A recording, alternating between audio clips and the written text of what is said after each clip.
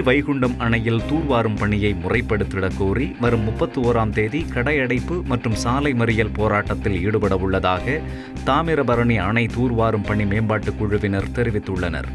இதில் விவசாயிகள், வணிகர்கள் மற்றும் சமூக ஆர்வலர்கள் பங்கேற்க உள்ளதாக அந்த குழுவின் ஒருங்கிணைப்பாளர் ராஜா தெரிவித்துள்ளார். மயிலாடுதுறையில் நடைபெற்ற சிறு, குறு மற்றும் நடுத்தர தொழில் நிறுவனங்களின் சிறப்பு கூட்டத்தில் 30 கோடி ரூபாய் மதிப்பிலான ஒப்பந்தங்கள் கையெழுத்தாகின.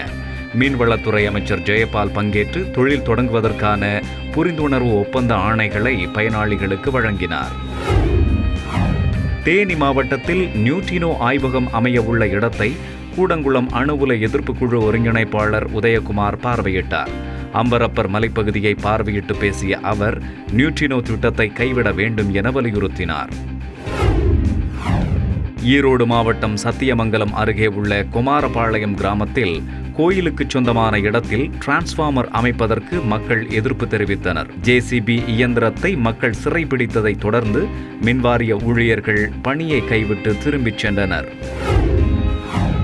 மதுரையில் தனியார் விடுதியிலிருந்து மான் கொம்புகளை வனத்துறையினர் பறிமுதல் செய்தனர்.